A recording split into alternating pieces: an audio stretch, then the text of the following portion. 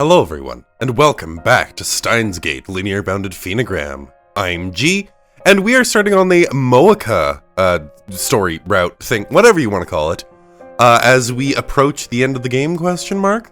Who can say? But either way, here we go. Into the Quantum Awakening. So she is a rounder in this world line. I mean, attractor field. Whatever. Alrighty. Oh, yep. That answers that question. I've never held a gun in my hand before. I place my finger over the cold metal trigger. If I apply even a slight amount of force, I could easily take the lives of these people. In front of the muzzle are two girls. Ah, please don't look at me like that. I am M4. I whisper, as if talking to myself. That's right, I'm M4, not Kiryumoka. I was here to be a spy from minute one, to deceive and betray these people. I would commit murder for FB. If it's for FB, it doesn't matter how much I care about them.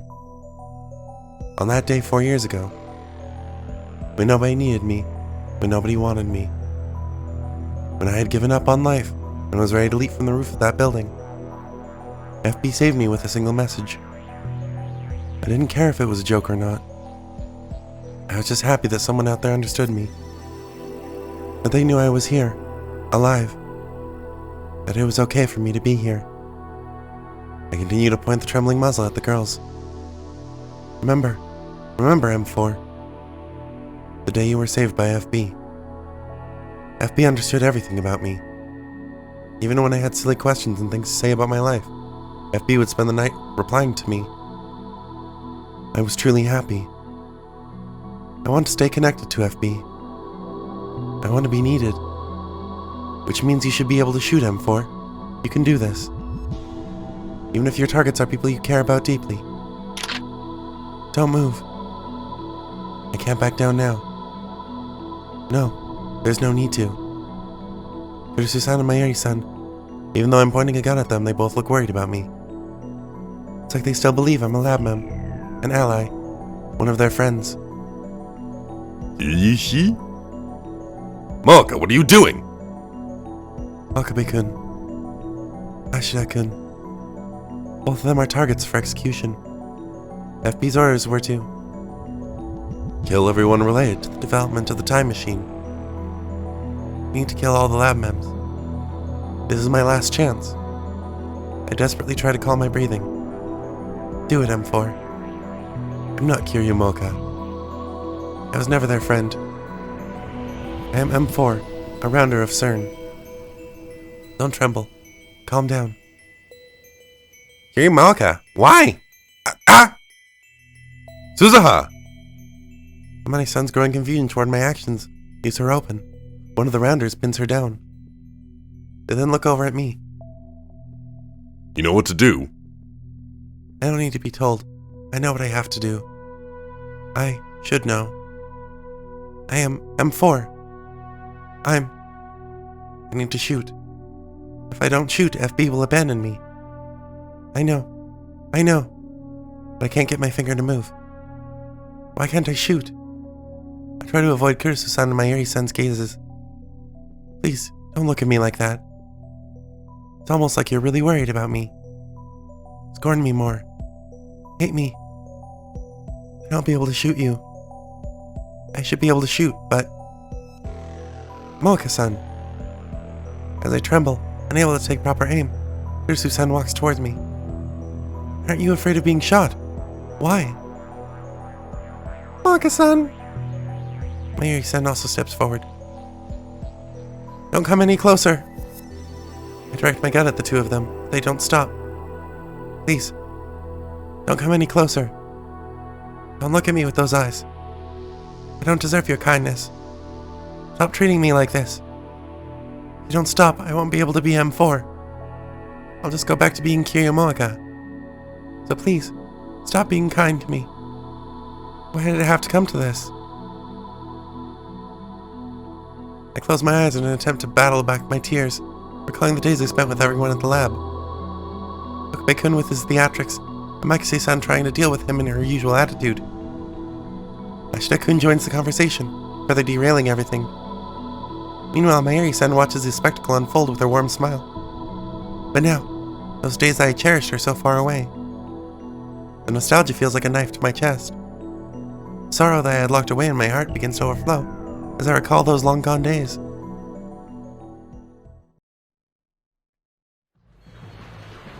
I've been searching for a certain item in the always crowded Akihabara ever since that satellite fell onto the roof of Radican. The legendary retro PC, the IBM 5100. I'd spent the last few days scouring Akihabara for it. But I found nothing, no leads. With few choices left to me, I type out a message to FB, as honest a report as I can come up with.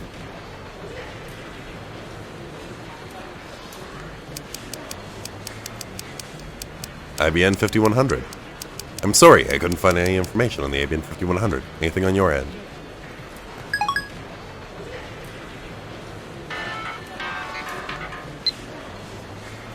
The reply is immediate, as always. FB never ignores my messages. Thank you for your report. We'll set the IBN 5100 matter aside for now. I'd like to entrust you with a different mission, M4. You are to investigate a group called the Future Gadget Laboratory. If possible, infiltrate and monitor them. Can you do it? This is a dangerous mission, so I won't force your hand. Act with your own safety as your #1 priority. The more dangerous a mission, the more important it is. I'm sure FB would be disappointed if I failed. I need to make this work. I need to succeed. In order for FB to acknowledge me. That's the only reason for me to live. I'll be fine. Leave monitoring the group to me.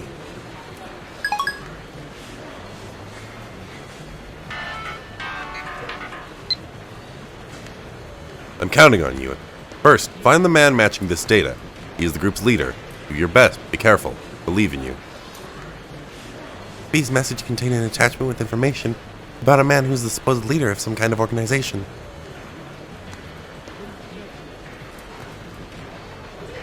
My mission is to locate this person immediately. Just as I start to walk off, I hear someone's voice. They're clearly at their wits' end. It's me. Yeah, I can't find the IBN 5100. This could be the work of the organization. IBN 5100. I stop and look in the direction of the voice. The man is speaking into a cell phone. He's thin, wearing a battered white lab coat. His hair is unkempt. Despite all that, he has sharp eyes, clearly aware of his surroundings. It's exactly like the data FB sent me. Fear not. The mad scientist Hobin Kyoma shall have no trouble locating the goods. There's no mistaking it. He's the leader of the organization from the info. This trial is simply yet another choice of Steins gate. L. Psi. Kongru. He uses a lot of words I'm not familiar with. Might be some kind of code. Careful. I recall FB's words in my mind as I walk toward the man.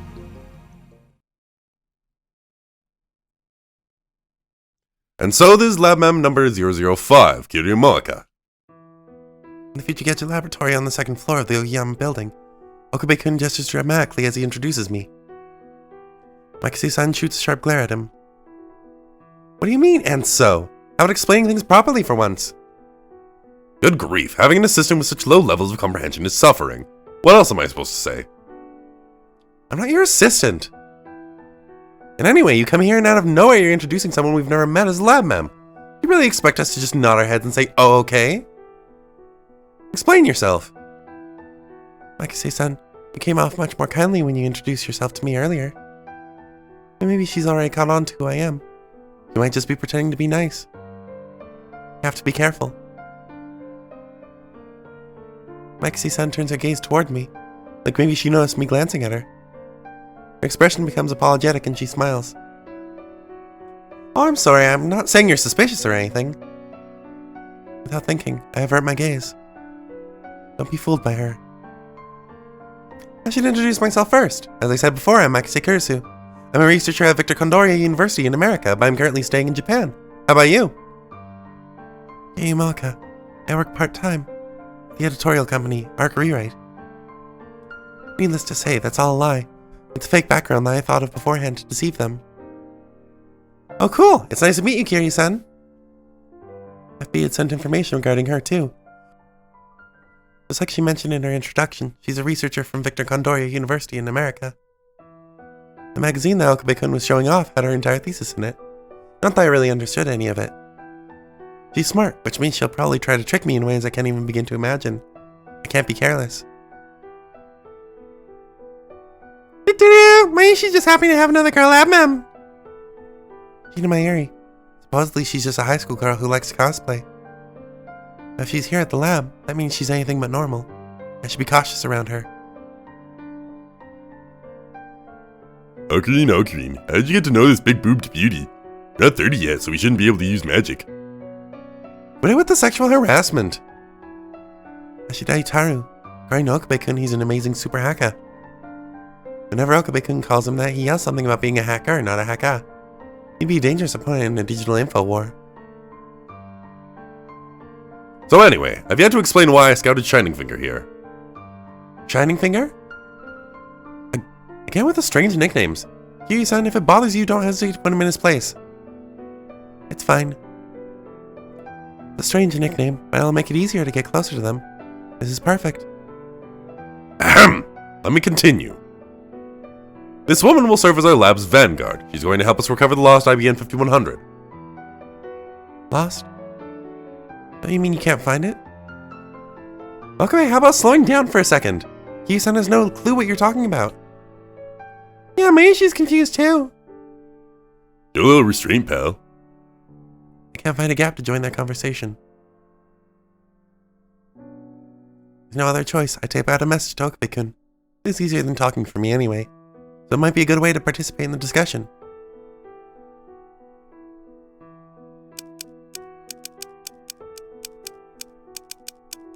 The IBN 5100 was lost? Does that mean you had it before? Fill me in, Molika.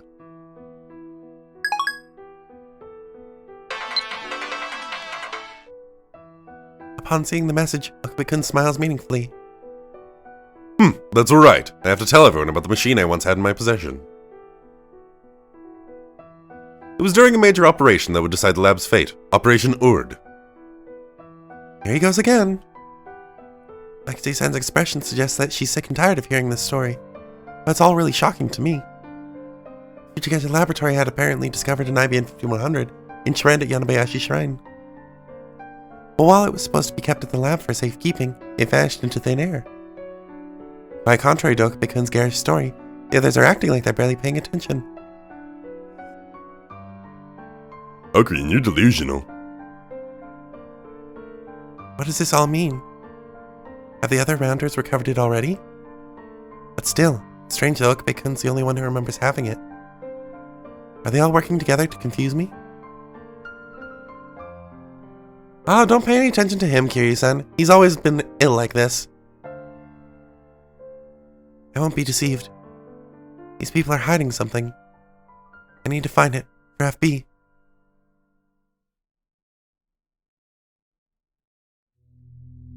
Several days later, after being contacted by Okabe-kun, I swing by the lab. He said he's going to perform a D-mail experiment. What's a D-mail?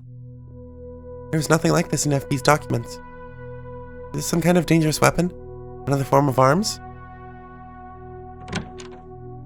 When I arrive at the lab, I see Hashida-kun, Makise-san, and Shina-san, along with a few other people I've never met. I'm immediately on guard. Nice to meet you, Kiryu Moika. Mani-san, a part-timer from the Round 2 workshop downstairs, is the first to introduce herself. She seems simple-minded, but she's difficult to grasp. She's probably anything but normal. There can't be anyone normal here. Nyan, I hope we can be good friends! Nice to meet you. Same. Paris Nyan is most likely an alias. He works as a maid in the maid cafe in Akihabara, Queen Nyan. Yoshibara Rika introduces himself as the son of the head priest of Yanabayashi Shrine. Paris-san has a unique appearance and way of speaking, while Yoshibara-san, well, it's difficult to tell his sex. All these difficult to parse people are leaving me feeling confused. Am I going to be able to safely collect intelligence on this lab? Anxious, I started to reach Bara-san, whose background and even sex are impossible to verify. Okabe-kun notices, and in a serious voice says, But he's a guy. I don't understand.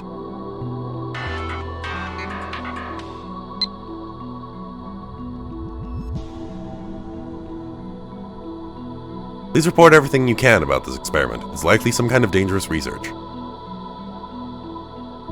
This really is dangerous. I immediately respond to FB. Understood. I'll try to extract some more information from them and send you another report.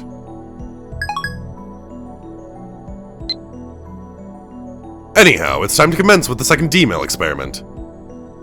Experiment? What are we doing? Well, you see, Put it simply, we're sending a message to the past. The past? Yep. Wait, what are these people saying? A message to the past? Loyal assistant, could you please not steal my... If we use the phone wave over there to send an email, we can have it transmitted to the past. Christina, at least let me explain some of it. It's not my fault that the second you open your mouth, your Chunibyo crap just keeps spewing everywhere. There's no way that's possible. Nope, it totally is. But you see, this phone wave name subject change is actually... a time machine. A time machine? No way. That's impossible. Well, since you think we're bluffing, you get to be the first test subject. I'm a test subject? Okabe, can you not say it like that? You're making it sound like human experimentation or something. Kiryu sounds clearly terrified. Don't worry, Kiryu-san. It's nothing dangerous. Really? Yeah, all you do is send an email to the specified address. Okay. First, compose the message. There's a character limit, so try and keep it brief. There's a good chance. I'll be able to write a detailed report if I can participate in the experiment.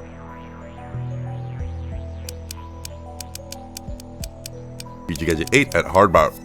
Smoka! Typing out the message, the phone wave name change begins to work. Blue electricity violently surges inside the microwave. Now, send it! Timidly press the send button, and the electrical discharge gradually settles down. Makise-san indifferently detaches the cell phone from the microwave. Look! She shows me Okabe-kun's cell phone. Can't believe my eyes.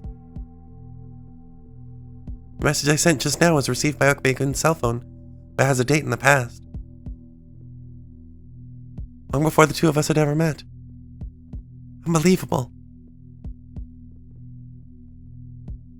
Is this really a time machine? It's all true. You've seen it with your own eyes now. You sent a message to the past. Well, did the world lines or whatever change? No, reading Siren didn't activate. You sure you're not just making that whole thing up? I swear I'm not. I really was in a different world line.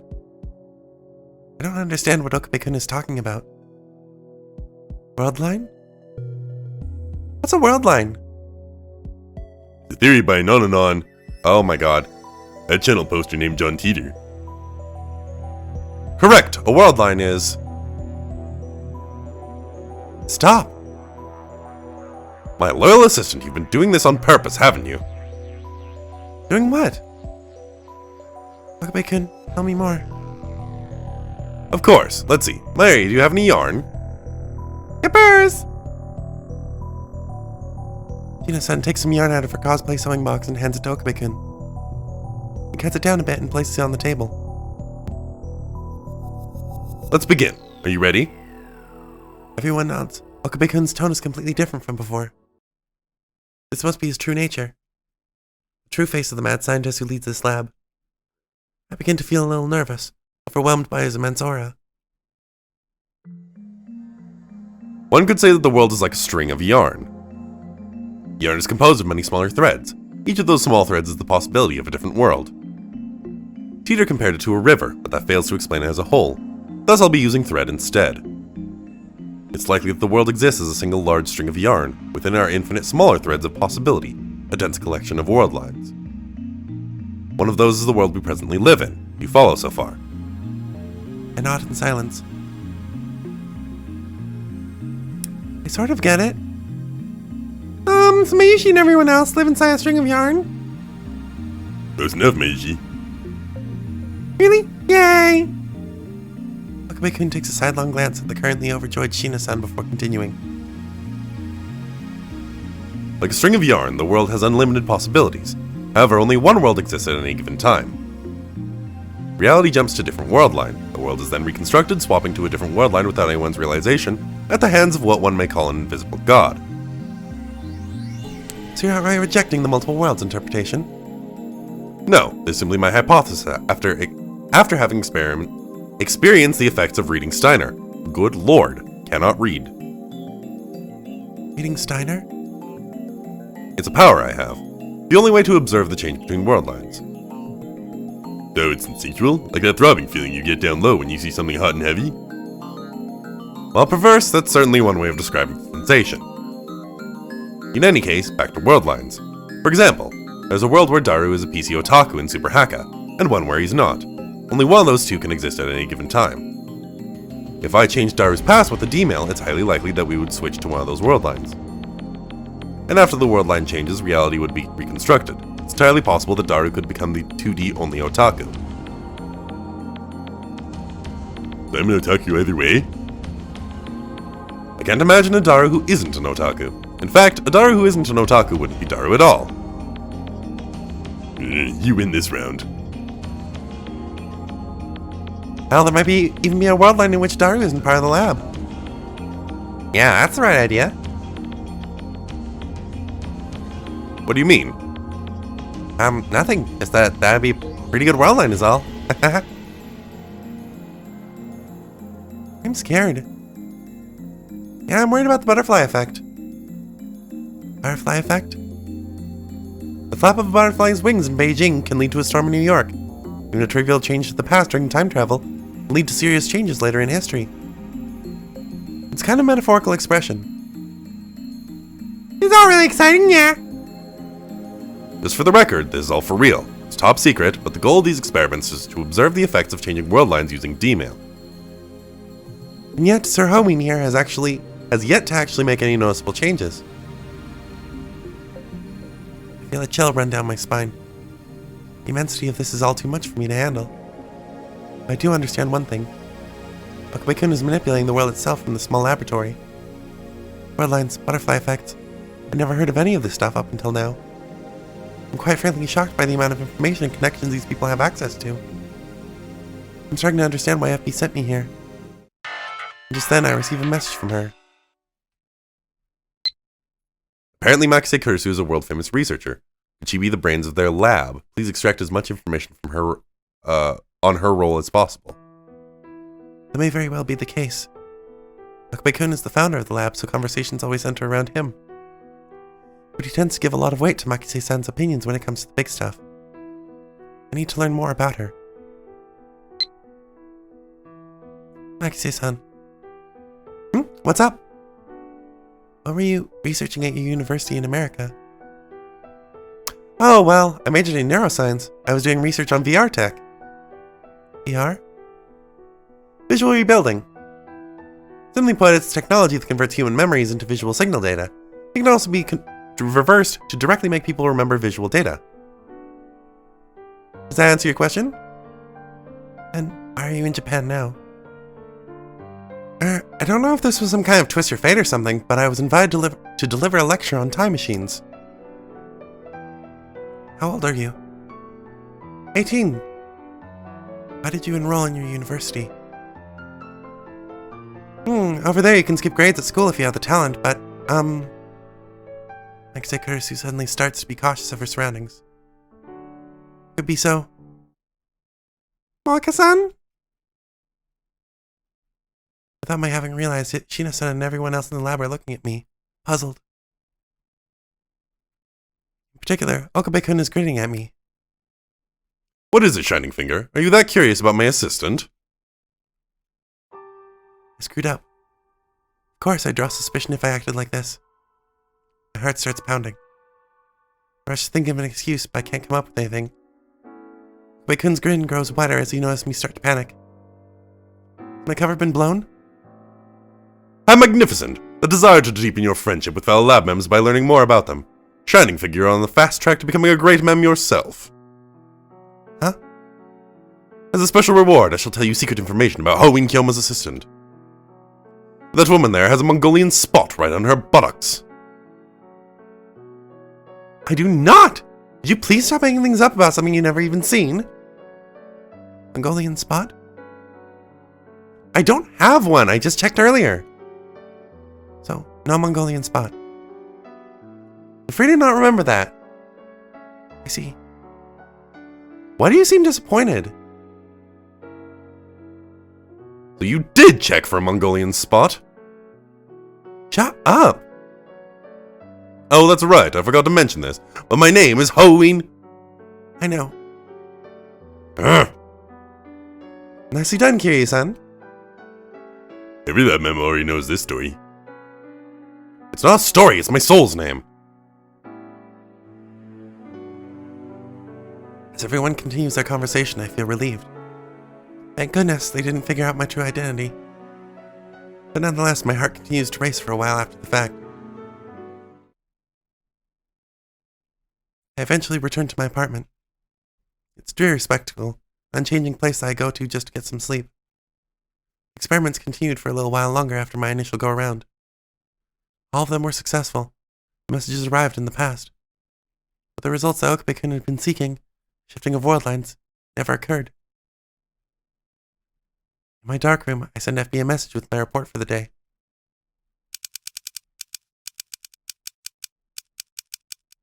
Experiment report. There's no mistaking it, that phone wave thing is a time machine. It can send messages to the past. I saw it with my own 2 eyes. A message sent today appeared on a cell phone with a timestamp from several days ago. They call it D-mail. What should I do? Please advise. All lab mems are difficult to read. There's no doubt in my mind that they're doing something dangerous.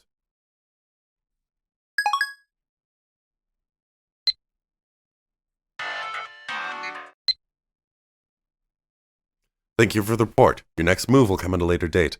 Do not let your guard down. They will likely take advantage of the weakness in your heart to win you over to their side. I'm your only ally. Never forget that. Gross, manipulative. Why would FB say this? I already know.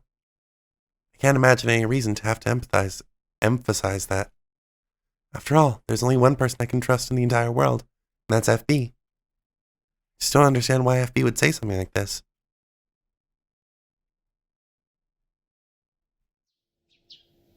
I can see my footsteps as I climb the stairs to the lab. At this hour, nobody should be there. The spare key is right here. It was hidden inside the electric meter. Watching that detective TV drama a while back paid off. This is my chance. I once again check FB's message from this morning. Destroy the phone wave. D-mail is too dangerous. As you said, it's highly likely that the phone wave is a time machine. If possible, destroy it. However, prioritize your own safety. Be careful. Time machine. I hadn't even considered something like that could exist until yesterday. But after seeing it with my own 2 eyes, I can't deny that it's real. I'm sure there are lots of people other than FB who would think it needs to be destroyed. That's why I stealthily unlock the lab door and sneak into the room. Huh? I sense someone moving the moment I enter. Ah, it's Marcus-san! Huh? Marcus-san! Why is Sheena-san here at such an early hour? What's up? You're here super early. I woke up and had nothing else to do. Oh, you must be an early riser. Sheena-san doesn't seem the least bit suspicious as she smiles at me. You're up early too. Maybe she stayed overnight to finish up and filming my cosplay.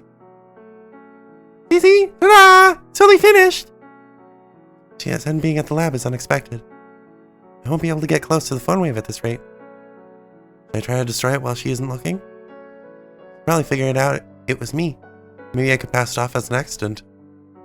What? See, look! The costume is from my Nick. I can do. Shina-san directs her full attention to me as she starts going on and on about her cosplay. She has no openings. Why'd she have to stay the night today of all days? And why is she talking to me so much? We barely know each other. It's strange. Wait, don't tell me. She was ordered by the other lab members to monitor my activity? It's a strong possibility. There's no way they'd leave a machine capable of sending messages into the past and changing the world itself unguarded. Which means I need to put some distance between Shina-san and myself. Shina-san. What's up, Monika-san? I'm not good at talking to people. So, do you stay away from me? Oh, I see. Sorry, I didn't even realize what I was doing. It's always been a bad habit of mine. Maybe she's gonna go eat breakfast or something. If you need anything, feel free to ask, Monika-san. Yes, and then hurriedly sets about preparing breakfast. It's my chance to destroy her phone wave. I turn away from Shina-san and walk toward the machine. But why do I feel so hesitant? When I look back at Shina-san, she seems gloomy. I start to get a tight feeling in my chest while I look at her back. I glance at the phone wave in front of me and Shina-san behind me, and reach for my cell phone.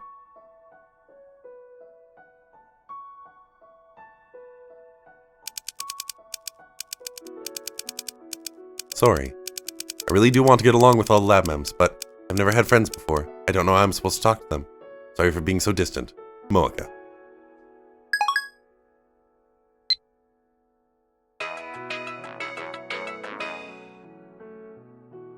This is from Moeka-san? Yesterday I traded mail addresses with everyone at our gathering. I never thought it would come in handy like this. I see, so that's what it was. I turn away from the phone wave to face Shina-san. About what I said before, I take it back. Like I said in the email, I really do want to get along with everyone here. Really? I'm so glad! Shina-san suddenly starts smiling. And then... Here, take this! It's Maiji's absolute fave! Do you see chicken number 1? Want to have some together? She holds out a small dish with fried chicken piled on top of it. Huh? You ate fried chicken? That's not it. Why are you being so kind to me? I just said something terrible to you. What? It's simple, silly. I was super lonely being in the lab all by myself, and then you came. Now I'm happy, Moeka-san. Shina-san's words remind me of my past self. Until I got FB's message, I was always alone in my room. I'd spend my days curled up in a ball, nobody ever visiting or caring. FB's message saved me from my solitude. Does this mean I saved Shina-san just now? Just like how I felt when FB saved me. Does Shina-san feel the same way? Hey, Moeka-san! What? Maybe she wants to be super good friends with you. Your smile is so innocent. I honestly think she really wants to be my friend. But I don't have the right to be close to you. What? That's not true at all. But I'm deceiving you. All of you. It's as if these words are forever painfully stuck in my throat. Moeka-san. What? You're super sweet. That's not true. No, it definitely is. When I was feeling down in the dumps, you were worried about me. Maybe she's really glad that someone like you became a lab mem. Thanks for joining us. I'm deceiving them. And I'm sure they're deceiving me as well. They have to be. FB said as much, and FB's always right. I infiltrated the lab early in the morning in an attempt to destroy the time machine. However, Shina-san was there, preventing me from taking action. After returning to my room, I type up my report for her. The message goes over how Shina-san was in the lab, my failure to destroy the phone wave, and her inexplicable actions. I have no idea why, but she keeps meddling in my business. I can't find alone time. I'm sorry, I'll try again tomorrow.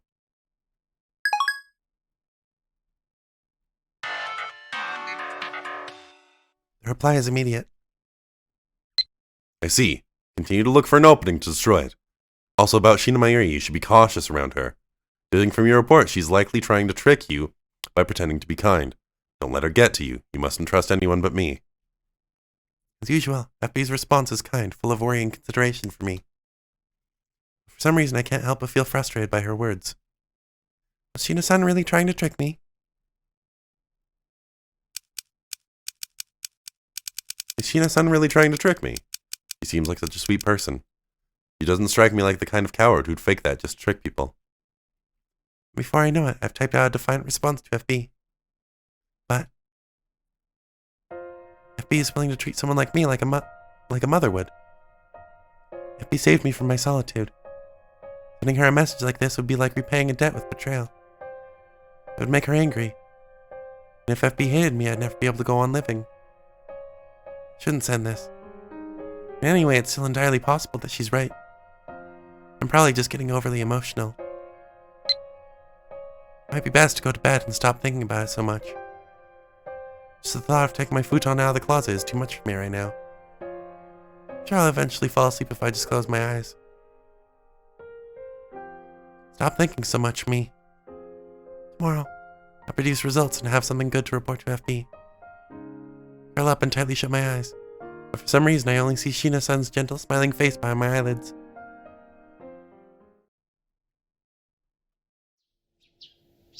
And I think that is a pretty good place to cut it.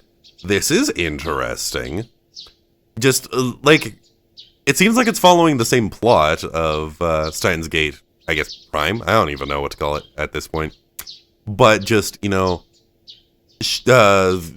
perspective on it, which is really interesting. I like that we're getting that perspective. I really like the stories where we get different people's perspective on the same events. That was one thing I also really appreciated about Duka's story. So, I'm really jazzed to see where this goes. And I really, really hope that there's extra stuff at the end, because I still feel like that weird gap is still weird. But for now, thank you all so much for following my playthrough of Steins Gate, Linear Bounded Phenogram, and I'll see you in the next episode. Bye now!